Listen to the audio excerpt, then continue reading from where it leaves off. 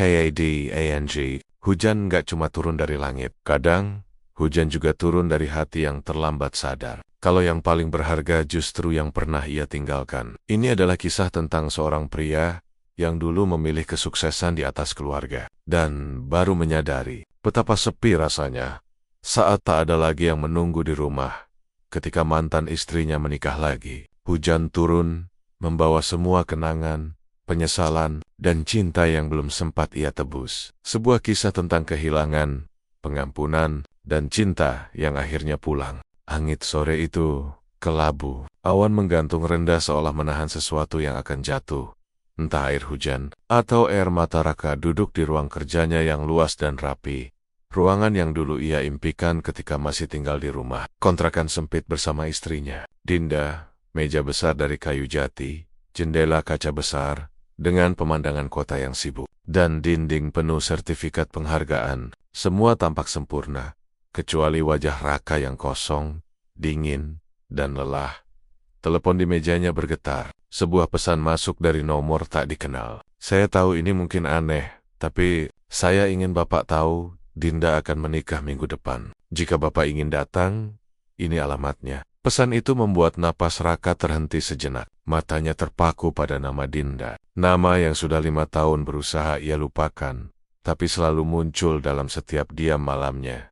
Tangannya gemetar. Ia membaca ulang pesan itu berkali-kali. Ia mencoba tersenyum sinis, tapi bibirnya hanya kaku. Menikah lagi, ya, gumamnya pelan. Ia meletakkan ponsel itu di meja. Namun pikirannya langsung melayang ke masa lalu. Masa ketika hidupnya bukan tentang mobil mewah, bukan tentang saham atau klien besar, tapi tentang cinta sederhana, di rumah kecil, dengan aroma masakan Dinda, dan tawa kecil anak mereka. Aira, 5 tahun lalu Radwara, kamu pulang jam berapa? Aira nunggu kamu dari tadi. Katanya mau dibantu bikin tugas. Suara lembut Dinda terdengar dari dapur. Tapi Raka, yang baru pulang dari kantor dengan wajah lelah, malah membanting jas ke sofa. Aku capek, Din. Aku kerja seharian cari uang, bukan buat dengerin rengekan anak. Dinda terdiam. Matanya menatap Raka dengan kecewa. Tapi ia tetap berusaha lembut. Dia cuma ingin waktu ayahnya, Ra. Uang bisa dicari, tapi waktu. Raka memotong dengan nada tinggi. Kamu nggak ngerti. Aku mau keluarga ini hidup lebih baik. Nggak selamanya di rumah kontrakan sempit ini. Dinda menunduk. Ia tahu ambisi suaminya bukan hal buruk, tapi perlahan ambisi itu membuat Raka berubah. Lebih keras, lebih dingin, lebih jauh. Malam itu mereka bertengkar, lagi dan lagi, hingga akhirnya Raka keluar rumah sambil menutup pintu dengan keras. Dan disitulah jalan pulang Raka mulai hilang. Kembali ke masa kini Raka menatap kaca jendela kantornya. Di luar mulai turun hujan. Tetes demi tetes memantulkan bayangan wajahnya yang lelah. Ia mengambil rokok, menyalakannya, tapi api pemantik malah bergetar di tangannya. Kenapa rasanya sesak begini? Gumamnya. Dalam hatinya, ia ingin berkata bahwa ia tak peduli Dinda menikah, bahwa semua sudah berlalu. Tapi kenyataannya, setiap kata itu terasa seperti pisau yang ia arahkan ke dirinya sendiri. Ia teringat saat terakhir kali bertemu Dinda di pengadilan. Dinda tak banyak bicara. Ia hanya menatap Raka dengan mata yang penuh luka tapi tenang. Aku nggak mau lagi jadi istri yang terus menunggu kamu pulang. Aku lelah jadi seseorang yang cuma dicintai lewat transferan uang. Dan hari itu, Dinda pergi. Membawa Aira, membawa kehangatan yang dulu mengisi hidup Raka. Malam menjelang. Hujan semakin deras. Raka duduk di mobilnya, menatap undangan yang ia cetak dari pesan tadi. Ia membaca alamat itu pelan. Suaranya serak. Gereja Santo Agustinus, Sabtu, pukul 10 pagi. Suaranya hampir bergetar saat ia membacanya. Dinda akan menikah di tempat yang dulu ia tolak untuk menikah dengannya, hanya karena gengsi dan pekerjaan. Dalam diam, Raka menandok. Ada sesuatu yang menyakitkan dalam kesadarannya, bahwa Dinda akhirnya menemukan keberanian untuk bahagia, sementara dirinya tenggelam dalam keberhasilan yang terasa hampa. Beberapa hari kemudian, Raka duduk di kursi mobilnya, parkir tak jauh dari gereja. Ia tidak berani keluar. Dari keyohan, ia melihat tamu-tamu berdatangan, mengenakan pakaian rapi dan senyum bahagia. Dan kemudian, Dinda keluar dari mobil putih. Gaun sederhananya memantulkan cahaya pagi yang lembut. Wajahnya tetap sama, tenang, lembut, tapi kini ada kebahagiaan yang nyata di sana. Raka menahan napas. Hatinya bergetar hebat. Lalu ia melihat seseorang, gadis remaja dengan rambut panjang, memakai gaun biru muda, Aira. Gadis itu kini tumbuh besar. Wajahnya sangat mirip dirinya. Tapi sorot matanya, dingin. Ia memandang Raka sekilas, lalu berpaling. Berjalan menggandeng tangan Dinda masuk ke gereja. Raka hanya bisa terdiam di dalam mobilnya. Air hujan jatuh di kaca depan, menutupi pandangannya. Tapi ia tahu, di balik kaca yang buram itu, ia baru saja kehilangan sesuatu yang tak akan pernah bisa kembali. Ia menunduk, menatap cincin emas di jarinya. Cincin itu sudah lama ia lepaskan, tapi entah kenapa hari ini ia memakainya lagi. Dan untuk pertama kalinya setelah bertahun-tahun, Raka menonggis. Bukan karena gagal, tapi karena sadar bahwa kesuksesannya dibangun di atas reruntuhan rumah yang dulu pernah penuh cinta. Raka masih duduk di dalam mobil, memandangi gereja yang mulai sepi. Musik pernikahan telah berhenti. Tawa para tamu perlahan lenyap. Ia tahu seharusnya pergi, tapi hatinya menolak. Ada sesuatu yang belum selesai. Ia menyalakan mesin mobil, namun pandangannya tiba-tiba tertuju pada sosok gadis berambut panjang yang berdiri di bawah payung biru di pinggir jalan. Aira, anaknya. Raka menelan ludah. 5 tahun ia tidak pernah menatap mata itu lagi. Dan kini, mata yang dulu memanggilnya ayah dengan penuh cinta, menatapnya seperti menatap orang asing. Ia membuka pintu mobil dan turun perlahan. Langkahnya gemetar, bukan karena dingin, tapi karena takut. Takut menghadapi apa yang telah ia rusak sendiri. Aira, suaranya pelan, nyaris tenggelam dalam suara rintik hujan yang tersisa. Gadis itu menoleh sebentar, lalu menatap lurus ke arah Raka tanpa senyum. Aku, ayah. Raka mencoba tersenyum, tapi air matanya malah jatuh duluan. Aira menatapnya lama. Sudah lama aku gak dengar kata itu, ucapnya datar. Ayah, kata itu keluar dari mulutnya seperti sesuatu yang asing. Pahit. Raka melangkah mendekat, tapi Aira mundur setengah langkah. Kenapa kamu di sini? Tanyanya dengan nada dingin. Raka diam. Ayah cuma ingin melihat kamu. Dan, ibu, aku. Aira memotong tajam. Melihat, setelah 5 tahun, setelah ayah ninggalin kami begitu aja, sekarang ayah mau lihat? Nada suaranya meninggi. Orang-orang di sekitar menoleh sebentar. Tapi Raka tidak peduli. Dadanya sesak mendengar nada marah. Anaknya, marah yang ia tahu berhak dimiliki gadis itu. Aku tahu. Ayah salah. Ayah cuma apa? Seru Aira. Cuma sibuk, cuma pengen sukses, cuma pengen hidup sendiri. Waktu mama sakit, waktu listrik rumah hampir diputus, waktu aku nggak punya sepatu buat sekolah. Ayah di mana? Suara Aira bergetar, tapi matanya tetap tajam. Setiap kata yang keluar terasa seperti peluru yang menembus dada Raka satu persatu. Raka mencoba menahan tangis. Ayah menyesal, nak. Ayah benar-benar menyesal. Tapi Aira tertawa kecil, pahit. Penyesalan gak akan bisa ngulang waktu. Ya, mama udah lama berhenti nunggu. Dan aku juga. Ia berbalik, hendak pergi. Tapi Raka memegang lengannya pelan. Boleh, ayah cuma minta 5 menit. Tolong, ucapnya memohon. Aira berhenti, menatap tangan itu. Lepasin ayah, ucapnya pelan, tapi tegas. Raka melepaskan, matanya basah. Aira, kamu tahu, setiap malam ayah lihat foto kamu waktu kecil. Ayah pikir, kalau nanti sukses, semua bisa diperbaiki. Tapi yang hilang bukan uang, tapi hati kalian. Aira menatapnya. Kali ini matanya mulai berkaca-kaca. Namun sebelum air mata itu jatuh, ia segera menghapusnya dan berkata lirih. Kalau ayah dulu benar-benar cinta sama kita, ayah nggak akan pergi cuma karena dunia mulai memuji. Sekarang udah nggak ada yang bisa diperbaiki. Ia berbalik dan berjalan menjauh. Raka hanya bisa berdiri di sana, terpaku, menatap punggung anaknya yang perlahan hilang di balik deretan mobil. Hujan kembali turun, lebih deras dari sebelumnya. Dan di antara derasnya hujan itu, Raka menatap ke langit, lalu menunduk sambil berbisik, "Ya Tuhan, kenapa aku baru sadar sekarang?" Malamnya, Raka duduk di ruang tamunya yang sunyi. Dinding putih itu dingin, seperti hatinya. Ia membuka lemari tua di pojok ruangan, mengambil satu album foto lama yang berdebu. Halaman pertama, foto mereka bertiga. Dinda tersenyum di dapur sambil memegang spatula.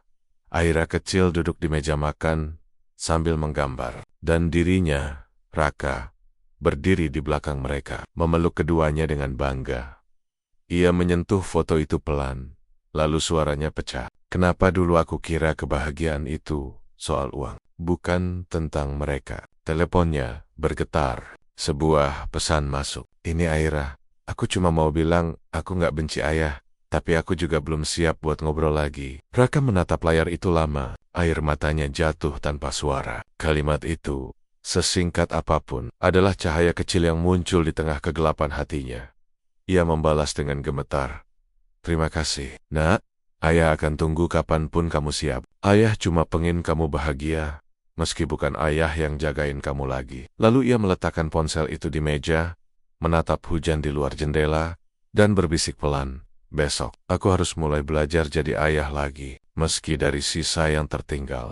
Malam semakin larut. Di luar jendela apartemen mewahnya, hujan belum juga berhenti. Suara rintiknya seperti denting kenangan yang terus mengetuk kepala Raka tanpa henti. Ia duduk di lantai ruang tamu, bersandar pada sofa, dikelilingi tumpukan kardus lama yang baru saja ia buka. Kardus itu berisi benda-benda dari rumah lamanya yang dulu ia tinggalkan begitu saja saat memutuskan hidup sendiri, foto, pakaian anak kecil, dan beberapa surat yang mulai menguning. Tangannya gemetar saat membuka salah satu amplop yang diikat pita biru. Di sudutnya tertulis tulisan tangan yang sangat ia kenal. Untuk Raka, bila suatu hari kau sempat menyesal, tinta itu sedikit pudar, tapi setiap huruf seolah memotong dadanya. Raka menelan ludah, lalu membuka perlahan. Raka, kalau kamu membaca surat ini, mungkin saat itu aku sudah tidak ada dalam hidupmu lagi. Bukan karena aku ingin pergi, tapi karena aku harus menjaga diri agar tidak hancur lebih dalam. Kalimat pertama saja sudah membuat dada Raka terasa sesak. Ia melanjutkan membaca dengan suara bergetar. Aku tahu, kamu ingin membahagiakan kami. Tapi sejak kapan bahagia itu harus menunggu sukses dulu? Kamu mulai berubah, Ra. Kamu berhenti menatapku saat bicara. Kamu berhenti mendengarkan Aira bercerita tentang sekolahnya. Yang kamu kejar bukan lagi kehidupan, tapi pengakuan. Dan aku lelah mencoba mengingatkanmu. Karena setiap kali aku bicara, kamu selalu bilang aku tidak mengerti perjuangan pria. Padahal yang aku pahami cuma satu. Perjuangan yang paling sulit bukan mencari uang, tapi menjaga hati agar tidak kehilangan arah. Air mata Raka jatuh di atas kertas. Ia berhenti membaca sejenak, menatap langit-langit yang redup, lalu menutup wajah dengan tangan. Suaranya pecah pelan. Ya Tuhan, Dinda. Ia kembali membaca. Aku nggak marah, Ra. Aku cuma sedih karena pria yang dulu aku cintai penuh tawa dan kasih berubah jadi seseorang yang takut pulang ke rumahnya sendiri. Aku tahu, kamu mencintai kami, tapi kamu mencintai kami dari jarak yang semakin jauh. Dan kalau suatu hari kamu sadar, ingatlah ini, rumah kita dulu mungkin sempit, tapi di sanalah kamu pernah benar-benar dicintai, tanpa syarat. Tangan Raka bergetar semakin kuat. Ia menatap selembar foto yang terselip di dalam surat. Foto mereka bertiga di dapur kecil. Dinda sedang tertawa sambil menyeka tepung di pipinya. Aira kecil memeluk kaki ayahnya yang masih mengenakan baju kerja lusuh. Itu foto yang diambil tepat sebelum semuanya berubah. Tiba-tiba, sesuatu terjatuh dari kardus lain. Sebuah amplop kecil bertuliskan nama untuk Aira. Bila nanti dia bertanya, Raka menatap amplop itu dengan perasaan campur aduk. Dengan hati-hati ia membuka dan membaca tulisan Dinda di dalamnya. Aira sayang, kalau nanti kamu dewasa dan bertanya kenapa ayah pergi, aku harap kamu tidak membencinya. Ayahmu hanya manusia yang kalah oleh dunia. Dia bukan orang jahat, Nak. Dia cuma tersesat. Mata Raka membesar. Suaranya tercekat saat membaca kalimat itu. Dia cuma tersesat. Kata itu bergema di kepalanya. Ia menunduk, menangis tanpa suara. Selama ini, ia hidup dengan keyakinan bahwa Dinda pergi karena marah karena Kacua. Tapi ternyata Dinda pergi bukan karena benci, melainkan karena ia ingin melindungi Aira dari rasa sakit yang lebih dalam. Beberapa hari kemudian, Raka berdiri di depan rumah kecil di pinggir kota. Rumah lama mereka yang dulu ia tinggalkan. Rumah itu kini sudah kosong. namun masih menyisakan bayangan masa lalu. Cat dindingnya mulai pudar, tapi aroma kayu lembab dan kenangan masih begitu jelas. Ia berjalan perlahan ke dalam. Langkahnya berhenti di dapur. Di sana, meja makan kecil itu masih ada. Masih ada coretan Aira di sudutnya. Aira sayang ayah dan mama. Raka menyentuh tulisan itu dengan jari gemetar. Lalu ia menunduk, terisak keras. Dinda, aku pikir aku mencari kebahagiaan. Tapi ternyata aku malah meninggalkan sumbernya. Air matanya jatuh di meja kayu itu, membentuk bercak kecil. Tiba-tiba ponselnya bergetar. Sebuah pesan masuk dari nomor yang membuat jantungnya berdegup cepat. Aira, mama nitip surat buat ayah di rumah lama. Kalau ayah sudah nemuin, mungkin mama tahu ayah akhirnya pulang. Raka menatap layar itu lama. Senyumnya muncul di antara air mata. Ia membalas dengan pelan. Ayah udah temuin, nak. Dan ayah janji nggak akan pergi lagi. Ia menatap keluar jendela. Hujan turun rintik-rintik lembut kali ini. Namun bagi Raka, itu bukan lagi hujan yang membawa kesedihan. Itu adalah air pembersih yang perlahan menghapus dosa-dosa masa lalu yang terlalu lama ia biarkan menempel di hatinya. Pagi itu langit cerah, tapi hati Raka masih berat. Ia menatap dirinya di cermin, rambut mulai beruban di sisi, mata sembab karena malam tanpa tidur. Namun kali ini ada sesuatu yang berbeda. Tekad. Setelah membaca surat dari Dinda dan Aira malam itu, ia memutuskan satu hal. Jika waktu tak bisa diputar, maka ia akan berjalan menebusnya. Sedikit demi sedikit.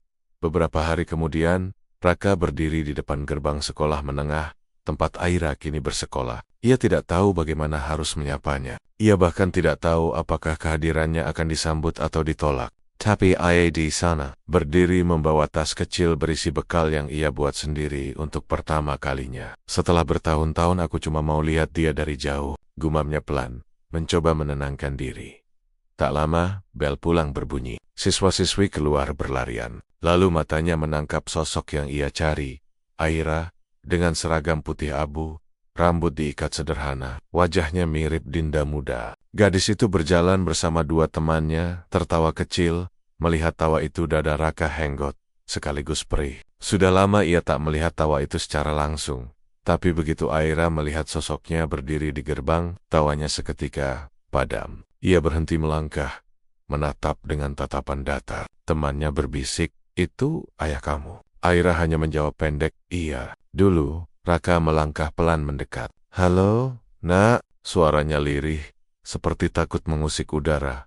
Aira hanya diam. Raka tersenyum kaku, lalu mengangkat kantong kecil yang ia bawa. "Ayah bawain makan siang." Ayah bikin sendiri." "Ayah ingat kamu dulu suka nasi goreng pakai telur mata sapi." "Jadi," Aira memotong dengan nada dingin, "ayah pikir aku bakal senang cuma karena ayah bawain bekal." Raka terdiam. Beberapa siswa memperhatikan dari jauh, membuat suasana semakin tidak nyaman. Aira menatapnya tajam, lalu berbisik, "Jangan datang ke sekolah lagi." "Ayah, aku nggak mau orang lain kasihan sama aku." Kata itu seperti pisau. Namun Raka tidak marah, tidak kecewa. Ia hanya mengangguk pelan. "Baik nak, ayah enggati." Ia menunduk, meletakkan kantong bekal itu di bangku dekat pagar, lalu berbalik pergi. Aira menatap punggung ayahnya lama. Ada rasa aneh di dadanya. Marah, sedih, tapi juga iba. Namun ia tetap memilih diam, membiarkan hujan kecil mulai turun menggantikan kata-kata yang tak sempat terucap. Malam itu, Aira duduk di kamarnya. Kantong bekal yang ditinggalkan Raka tadi, kini di pangkuannya. Ia membuka perlahan, aroma nasi goreng sederhana memenuhi udara. Di dalamnya ada secari kertas. "Ayah nggak tahu harus mulai dari mana. Tapi ayah ingat, dulu kamu selalu bilang masakan ayah keasinan. Semoga kali ini enggak." Dari ayah yang belajar masak lagi, demi bisa menebus satu senyummu. Aira menatap tulisan itu lama. Tangannya bergetar, air matanya jatuh, tapi ia cepat menyeka, seolah menolak kelembutan yang muncul di hatinya. "Kenapa baru sekarang?" gumamnya lirih. Keesokan harinya, Raka duduk di taman kota, membaca buku tua sambil menunggu seseorang. Ia tak menyangka dari Hyohan, Aira datang, tanpa pesan, tanpa peringatan. Raka hampir tidak percaya. Aira, ucapnya terkejut. Gadis itu berdiri beberapa langkah di depannya. Aku cuma datang buat bilang, nasi gorengnya nggak keasinan, katanya datar. Tapi ujung bibirnya sedikit naik. Raka tertawa kecil, air matanya langsung menetes. Ternyata ayah masih bisa masak ya. Candanya, mencoba ringan. Aira duduk di bangku, menunduk. Kamu tahu nak, ayah nggak mau maksa kamu buat maafin ayah. Ayah cuma pengen kamu tahu, ayah masih di sini, dan nggak akan pergi lagi. Aira menggenggam tangannya sendiri. Suasana hening. Lalu dengan suara pelan ia berkata, aku nggak janji, bakal mudah, ya. Tapi, aku mau coba kenal ayah lagi. Raka menatapnya, mata berkaca-kaca. Ia mengangguk pelan, menahan tangis haru yang hampir pecah. Cukup itu aja nak, ayah udah bersyukur. Beberapa minggu berlalu. Pertemuan kecil mereka berlanjut, di taman, di kedai kopi, di perpustakaan. Aira mulai perlahan membuka diri. Walau masih sering menjaga jarak, Raka tidak memaksa. Ia belajar mendengarkan, menunggu, dan menghargai setiap kata kecil dari anaknya.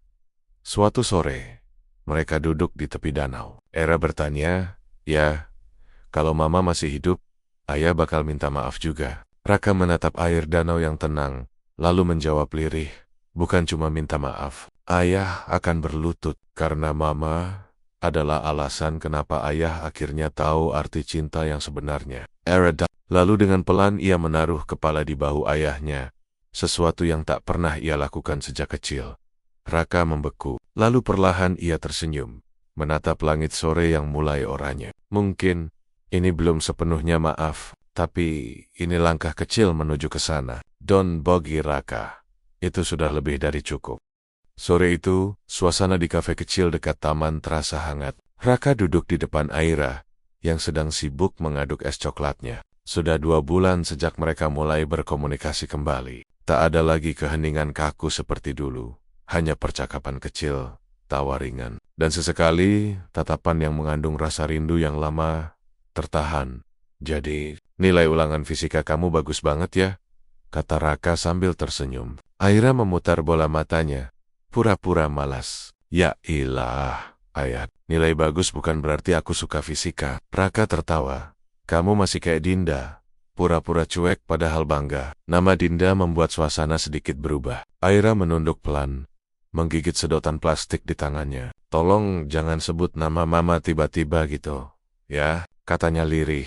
Raka sadar, luka itu belum benar-benar sembuh. Ia mengangguk pelan. Maaf nak, ayah cuma... Kau ngenal. Aira tidak menjawab, tapi ia tahu, dalam diamnya, ada perasaan yang sama. Namun sebelum percakapan itu berlanjut, suara seseorang tiba-tiba terdengar dari arah belakang. Raka? Rakamat, seorang pria parubaya berdiri di ambang pintu kafe, mengenakan jas sederhana. Matanya tajam, tapi sorotnya lembut. Ia tersenyum samar. Raka memicingkan mata, mencoba mengingat. Wajah itu tampak familiar, tapi ada sesuatu di balik senyum itu yang membuat dadanya bergetar. Doni, ucap Raka pelan. Pria itu mengangguk. Akhirnya kamu masih ingat juga. Mereka berjabat tangan. Aira hanya memperhatikan dari meja, sedikit bingung. Ini siapa ya? Tanyanya. Raka menarik napas. Ini Om Doni. Dulu teman kerja ayah waktu awal merintis usaha. Dulu juga sering bantu ayah dan mama waktu masih susah. Aira mengangguk sopan. Doni menatap gadis itu lama. Matanya hangat tapi juga, entah kenapa, penuh belas kasihan. Kamu pasti Aira, ya? Kamu mirip banget sama Dinda, ucapnya pelan. Aira hanya tersenyum tipis, sementara Raka menatap mereka berdua dengan perasaan campur aduk. Beberapa menit kemudian, Doni dan Raka berbincang di luar kafe, meninggalkan Aira di dalam. Gimana kabarmu sekarang, Ra? Ku dengar kamu udah sukses besar. Raka mengangguk. Ya, begitulah. Meski sukses, rasanya percuma kalau nggak punya siapa-siapa. Doni menatapnya serius. Dan, kamu baru tahu sekarang? Katanya dengan nada setengah getir. Raka menelan ludah. Aku tahu aku bodoh, Don. Aku udah kehilangan segalanya, tapi aku mau memperbaikinya.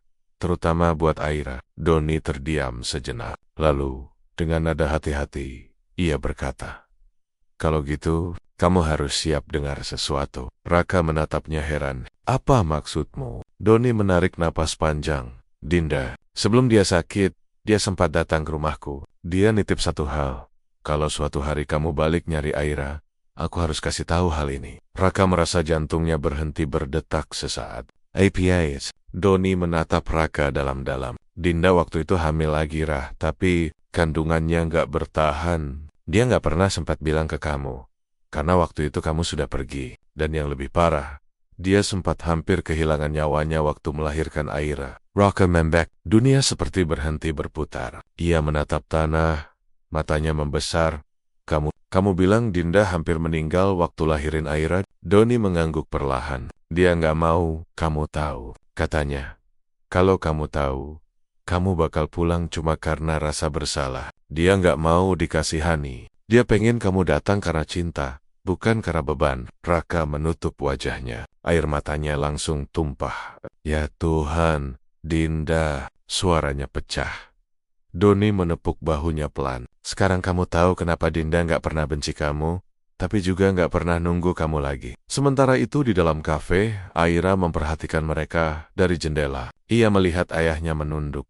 Bahunya bergetar. Namun yang membuatnya bingung, Doni, pria asing itu, tampak begitu peduli. Tatapannya ke arah Aira dari kejauhan pun terasa. Lain, malam itu, di rumahnya, Aira tak bisa tidur. Kata-kata Doni terngiang di kepalanya, terutama saat ia mendengar mereka berpisah di luar kafe tadi. Dan Doni berkata, aku selalu jaga Dinda sebaik mungkin waktu kamu nggak ada. Ra? Kalimat itu membuat dada Aira terasa sesak. Ia mulai bertanya-tanya, apakah Doni hanya teman lama, atau seseorang yang lebih dari itu bagi ibunya. Keesokan harinya, Aira menemui Doni diam-diam di kafe yang sama. Om Doni, boleh aku tanya sesuatu? Doni menatapnya dengan lembut. Tentu, Aira. Apa? Waktu Mama sakit. Om ada di sana. Ya, Doni terdiam sejenak, lalu mengangguk. Iya, aku yang antar dia ke rumah sakit. Aira menatap meja, menggigit bibir. Om sayang sama Mama. Ya, tanyanya pelan tapi tajam. Doni tersentak, tak menyangka pertanyaan itu keluar begitu langsung. Ia menatap Aira, lama, dalam, lalu menghela napas. Aku sayang sama dia, Aira. Tapi bukan seperti yang kamu pikir. Aku sayang karena dia perempuan paling kuat yang pernah aku kenal. Tapi Dinda cuma cinta sama satu orang, ayahmu. Air mata Aira menetes tanpa bisa ia tahan. Kenapa semua orang tahu betapa Mama mencintai ayah, tapi ayah sendiri nggak pernah sadar sampai semuanya terlambat? Doni hanya menunduk, tak mampu menjawab. Sore itu, Raka menerima pesan dari Aira. Ayah, aku pengen ketemu, tapi kali ini aku yang mau bicara. Mereka bertemu di taman yang sama seperti dulu. Aira berdiri di depan ayahnya. Wajahnya tegas, tapi matanya berkokek-kokokah. Aku ketemu Om Doni, katanya tanpa basa-basi. Raka, kamu, aku tahu semuanya, ya, tentang Mama, tentang apa yang dia sembunyikan, tentang semua yang ayah nggak pernah tahu. Suaranya bergetar, dan aku nggak tahu harus marah atau kasihan. Raka menatapnya, tak berani bicara. Aira menghela napas panjang, lalu menatap lurus ke matanya. Sekarang aku ngerti, kenapa Mama nggak mau ayah tahu. Karena dia pengen ayah belajar kehilangan. Dan sekarang ayah udah ngerasain kan? Rasa kehilangan yang nggak bisa ditebus dengan apapun. Air mata Raka menetes. Ayah nak, ayah udah ngerasain. Dan ayah janji nggak akan pernah kabur lagi dari rasa itu. Aira memandangi ayahnya lama, lalu berkata pelan, kalau begitu, buktikan. Jangan cuma dengan kata-kata, karena Mama udah terlalu sering dengar janji yang gak pernah ditepati. Raka mengangguk pelan. Baik nak, kali ini ayah akan buktikan dengan hidup ayah sendiri. Raka berjalan perlahan di trotoar yang basah, dengan seikat bunga lili putih di tangannya. Langkahnya berhenti di depan taman kecil, tempat yang dulu sering ia datangi bersama Dinda dan Aira, ketika hidup mereka masih sederhana.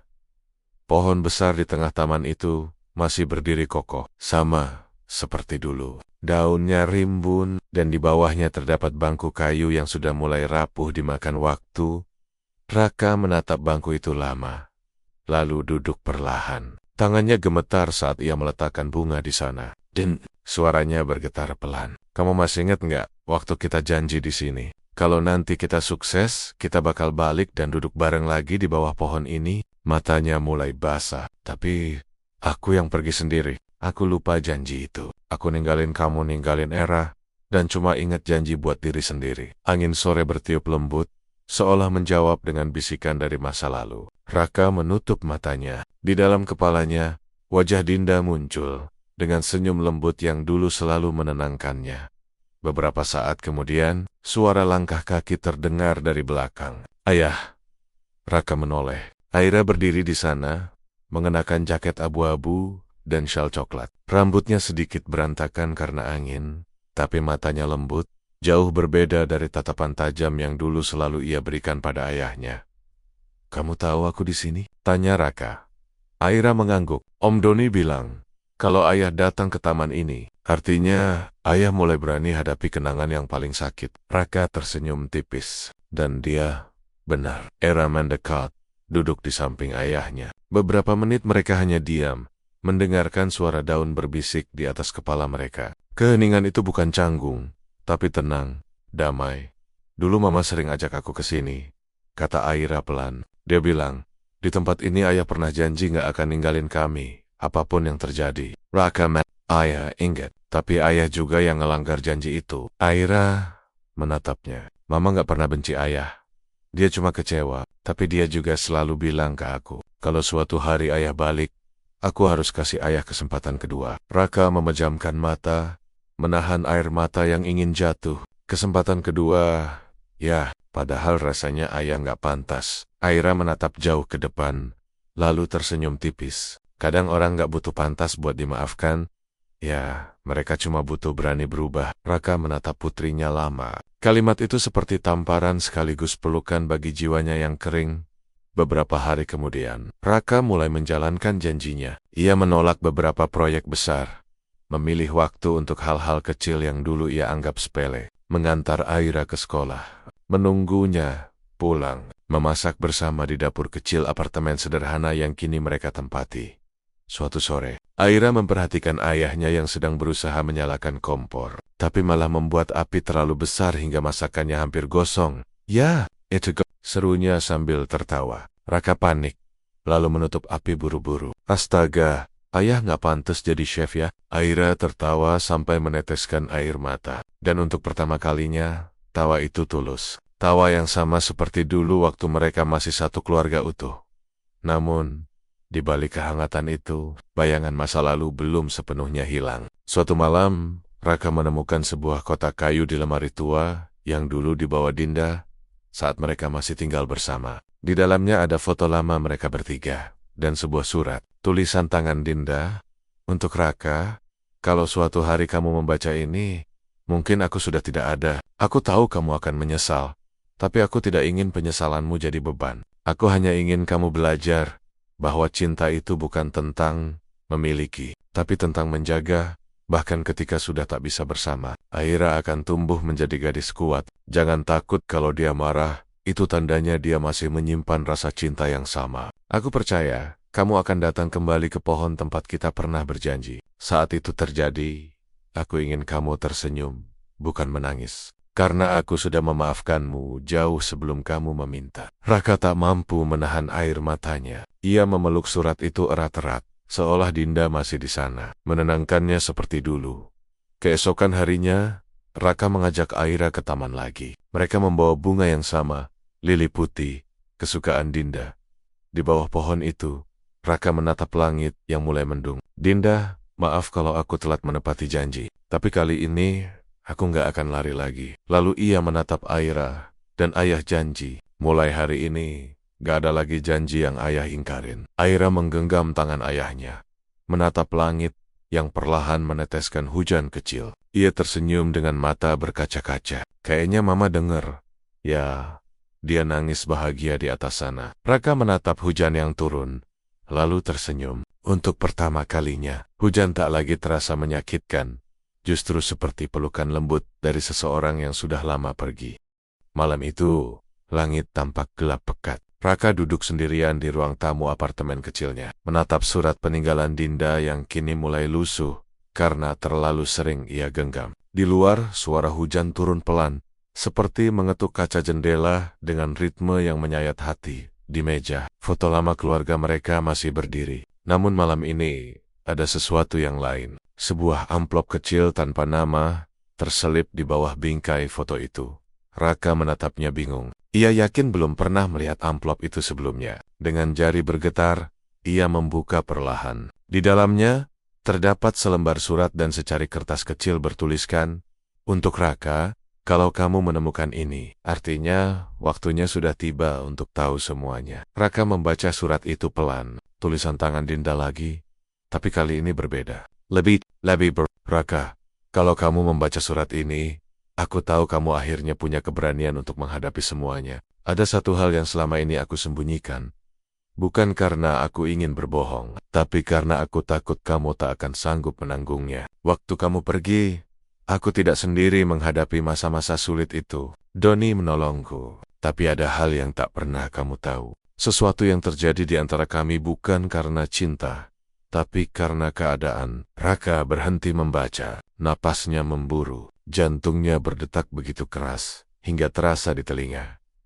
Ia melanjutkan, dengan mata yang mulai kabur oleh air mata. Suatu malam, aku kehilangan kendali. Aku rapuh, marah, dan hancur. Doni hanya mencoba menenangkanku. Tapi setelah itu, segalanya tak lagi sama. Aku memutuskan menjauh darinya karena aku tahu, sekalipun aku tersakiti, hatiku tetap milikmu. Surat itu berhenti di sana. Setengah halaman kosong, seperti tak sempat selesai ditulis.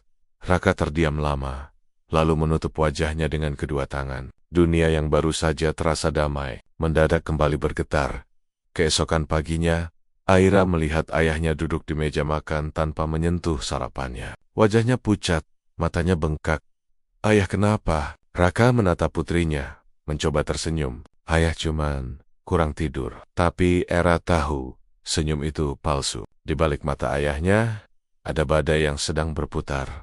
Beberapa hari kemudian, Raka memutuskan menemui Doni.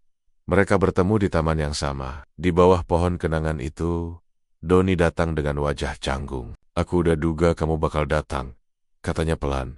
Raka menatapnya tajam. "Aku nemuin surat dari Dinda." Doni terdiam. Apa yang sebenarnya terjadi waktu itu, Don? Suara Raka gemetar, setengah menahan amarah, setengah menahan hancur. Doni menghela napas panjang. "Aku nggak mau bohong, Ra. Dinda waktu itu hancur banget. Dia nggak makan, nggak tidur, dan malam-malam sering nangis, nyebut nama kamu. Aku cuma berusaha jagain dia." Raka mengepalkan tangan. "Lalu kenapa dalam suratnya dia bilang semuanya berubah?" Doni menatap tanah. Suaranya bergetar. "Karena malam itu, dia datang ke rumahku. Hujan deras, bajunya basah kuyup. Dia marah, teriak, bilang hidupnya hancur karena kamu. Aku coba tenangin dia, tapi di tengah tangis dan amarah itu, kami melakukan kesalahan." Raka memejamkan mata kuat-kuat. Air hujan turun perlahan, menetes di wajahnya, tapi kali ini terasa seperti tusukan. "Setelah itu," lanjut Doni pelan, "dia pergi. Nggak pernah balas pesanku lagi. Tapi sebelum dia meninggal, dia sempat kirim surat. Katanya, dia udah maafin aku. Dan dia cuma minta aku jagain kamu kalau suatu hari kamu balik." Raka menatapnya dengan mata basah. "Jagain aku setelah semua ini?" Suaranya pecah. "Don, kamu udah hancurin satu-satunya kenangan yang masih bisa aku banggakan." Doni menandok, tak berani menatap balik. "Percayalah, Ra, aku nggak pernah cinta sama dia. Aku cuma pengen nolong. Tapi malam itu, aku juga manusia." Raka berdiri.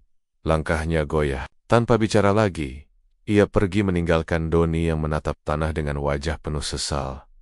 Malamnya, Raka duduk di kamar. Aira masuk perlahan, membawa secangkir teh. Ayah belum tidur.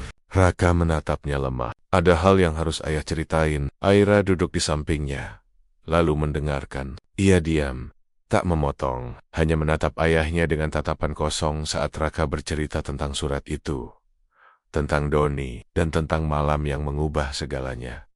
Selesai bercerita, suasana hening. Aira menatap lantai, lalu berkata lirih, "Jadi mama bukan cuma terluka, tapi juga menyimpan luka yang gak pernah bisa dia sembuhkan." Rokemet, ayah bahkan gak tahu seberapa dalam luka itu. Sampai sekarang, Aira menatap ayahnya. Kali ini, tanpa marah, tapi dengan kesedihan yang dalam. Ya, aku ngerti sekarang. Mungkin mama selama ini gak cuma maafin ayah, tapi dia juga maafin dirinya sendiri. Air mata menetes di pipinya. Dan sekarang giliran kita yang harus belajar ngelakuin hal yang sama. Raka mengangguk pelan, lalu memeluk putrinya erat-erat. Untuk pertama kalinya, pelukan itu bukan sekadar penyesalan, tapi keinginan untuk benar-benar sembuh. Keesokan paginya, Raka datang ke makam Dinda bersama Aira. Mereka meletakkan bunga lili putih di atas batu nisan yang sederhana itu. Hujan rintik turun perlahan, Raka berlatet, menyentuh nisan itu dengan tangan gemetar. Dinda, terima kasih udah jujur, bahkan setelah kamu pergi. Mulai hari ini, gak ada lagi kebohongan, gak ada lagi penyesalan yang kusimpan sendiri. Aira berdiri di sampingnya, menggenggam payung kecil. Ia menatap langit, tersenyum sama. Mama akhirnya bisa tenang. Ya, Raka menatap putrinya dengan air mata yang menetes tanpa ia sadar. Mungkin ini caranya mama ngingetin kita. Kalau cinta sejati, gak pernah benar-benar pergi. Dia cuma berubah bentuk, jadi kenangan yang gak akan hilang. Pagi itu, langit mendung menggantung di atas kota. Aira berdiri di depan jendela, menatap rinai hujan yang mulai turun perlahan, membasahi kaca apartemen kecil mereka. Raka berdiri di belakangnya, membawa 2 cangkir teh hangat. Masih suka hujan? Tanya Raka lembut. Aira tersenyum samar tanpa menoleh. Dulu enggak. Ya, karena tiap kali hujan turun, aku ingat malam mama meninggal. Ia menatap tetesan air di kaca. Suaranya lirih. Tapi sekarang, aku pengen belajar suka. Karena mungkin hujan adalah cara mama nyapa kita dari atas sana. Raka hanya diam, lalu meletakkan cangkir di meja. Matanya menatap putrinya dengan rasa bangga. Gadis kecil yang dulu ia tinggalkan, kini tumbuh jadi sosok yang lebih kuat dari dirinya sendiri.